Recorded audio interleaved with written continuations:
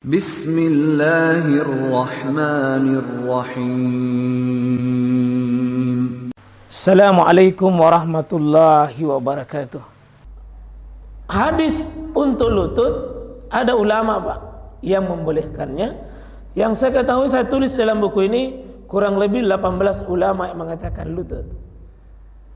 Kalau yang mengatakan tangan, kami juga tulis di sini 18. Jadi seimbang juga.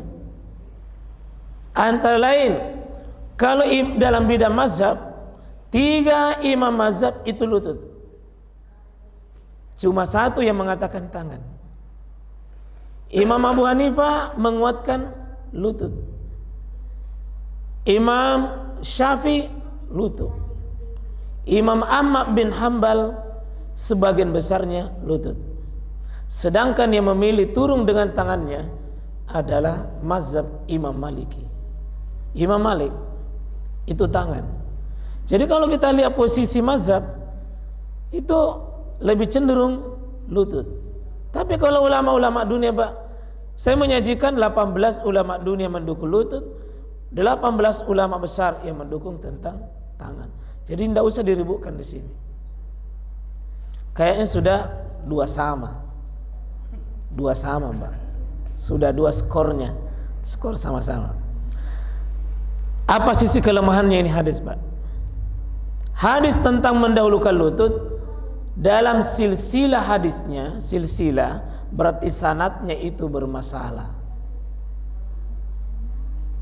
Tapi kalau mendahulukan tangan, bukan silsilahnya, tapi yang bermasalah adalah isinya, matannya, redaksinya itu hadis. Jadi kalau sisi koreksinya hadis, masing-masing ada kekurangannya. Sehingga ulama memang berbeda. Ya, kalau turun lutut, sisi silsilahnya itu hadis. Ada agak lemah dalam sisi silsilahnya. Sedangkan kalau turun tangan, itu bukan silsilahnya, isinya, redaksinya. Contoh, apabila kalian turun sujud, janganlah turun seperti unta, tetapi letakkanlah kedua tangan, baru kedua lutut. Kata Imam Ibn Qayyim, seharusnya bunyinya hadis ini bahwa apabila kamu turun jangan menyerupai unta, tetapi letakkanlah kedua lutut, baru kedua tangan. Terbalik hadisnya menurut Imam Ibn Qayyim, yang kebetulan juga menjadi ulama yang menguatkan tentang lutut, bahwa hadis tentang lutut itu jauh lebih sahih dibanding dengan hadis tentang tangan. Tangan itu terbalik hadisnya. Seharusnya letakkan lutut dulu baru kedua tangan. Tapi ternyata ahli hadis seperti Syekh Nasiruddin Al-Albani, pakar hadis di abad modern ini, beliau mengatakan enggak, sudah sahih itu yang sahih, tidak terbalik itu. Nah, sehingga kita lihat masing-masing ada kelemahannya. Tapi ada Pak satu sisi kalau Imam Ibn Qayyim mengatakan, jika seandainya sahih dua-duanya, diambil dua-duanya, ada semua ulamanya, ada semua kitabnya, tenanglah kita. Cuma Imam Ibn Qayyim mengatakan begini Pak, mohon maaf saya berdiri.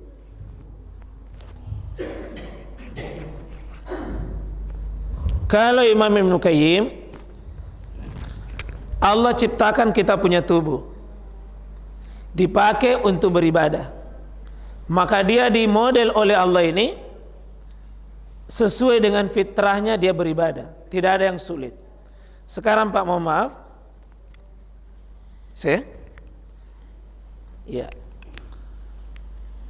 jika anggota tubuh ini mau beribadah, kalau mau turun, 3 yang mau turun, 1 lutut, 2 tangan, 3 kepala.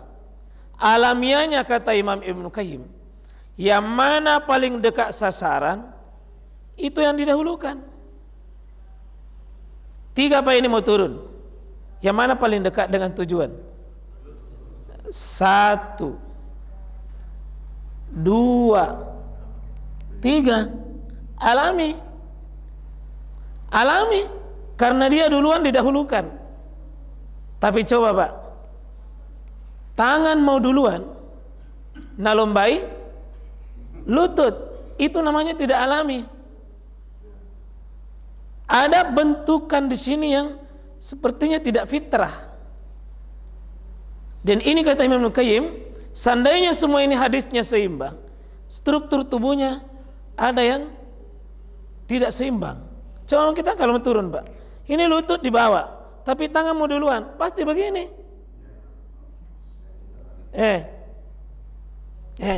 Duluan tangan, jatuh duluan. 1, 2, 3. Karena ada yang tidak alami. Jadi alaminya tangan dulu. Tapi kalau sisi kualitas hadis, bisa jadi dua-duanya Nabi lakukan. Pernah Nabi lakukan dua-duanya. Hadisnya Wa'il sahih, hadisnya Abu Hurairah juga sahih.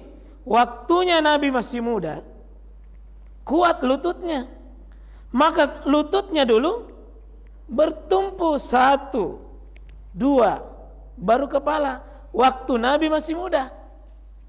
Tapi waktu Nabi sudah tua, sudah gemuk, sudah 60-an, kakinya sudah mulai tidak seimbang dengan tangannya, maka ini menunjukkan tangan duluan. Jadi yang bapak sudah tua, gemuk, ini neker-neker ini, bisa itu namanya darurat.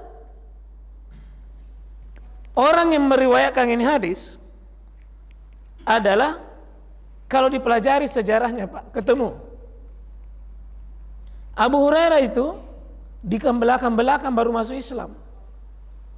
Itu Abu Hurairah tidak lama ikuti Nabi belajar, tapi di akhir-akhir dia dapatkan hadis ini.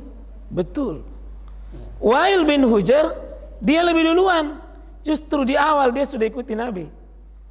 Berarti ketemu Wa'il itu lebih dahulu, sejak masih awal ikuti Nabi. Berarti lutut Abu Hurairah itu mendapatkan ilmu nanti di belakang. Jadi kalau saya lihat Pak, seperti Syekh bin Baz, lutut sahih, tangan juga sahih.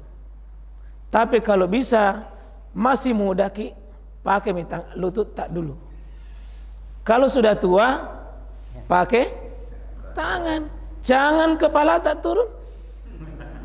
Jangan kepala. Kalau kepala turun Pak, menyiksa diri tak. Jadi dua-duanya boleh. Lutut, tangan, masing-masing ada hadisnya, ada ulamanya, ada kitabnya, sudah. Tidak ada yang beda Pak. Tidak ada yang salah. Iya, tergantung dari kondisi keadaan seseorang. Itu cara mengkompromikan. Mengkompromikannya, Wa'il bin Hujr dia di awal-awal Islam lutut. Sedangkan Abu Hurairah di akhir Islam itu sudah tua Rasulullah SAW. Cuma anak muda kita sekarang sebagian maaf, saya lihat banyak-banyak yang turun dengan tangannya. Apa sebabnya Pak? Terpengaruh dengan pemahaman Syekh Nasruddin Al-Albani. Syekh Nasruddin Al-Albani itu punya kitab namanya Sifat Salat Nabi. Cukup dipopulerkan tahun 90-an ke atas. Dikaji. Seperti saudara-saudara kita, banyak yang kaji ini. Dari alumni-alumni Timur Tengah. Itu banyak mempopulerkan turun dengan tangan. Ini kita tidak boleh juga salahkan. Cuma tolong, jangan diantara adik-adikku memilih tangan, lalu mengatakan itu orang tua beda itu. Lalu orang tua juga bilang, kamu bikin gaya sholat baru. Akhirnya tidak ada ketemu. Saya kira seperti itu Pak. Untuk mana duluan, lutut atau tangan, jelas saya kira Pak ya. Jangan makin saling menyalahkan. Yang penting bukan jika kepala tak duluan. Itu yang dikatakan oleh Syekh Islam Ibn Taimiyah, lutut dengan tangan tidak menjadi masalah. Tidak menjadi masalah. Tapi kalau memang masih normal pendapatnya Ibnu Qayyim lebih patut dipertimbangkan. Pakai lutut kalau masih kuat. Tapi kalau sudah lutut tidak normal, sudah gemuk, tuah curus tangan yang masuk, dan itu boleh insya Allah.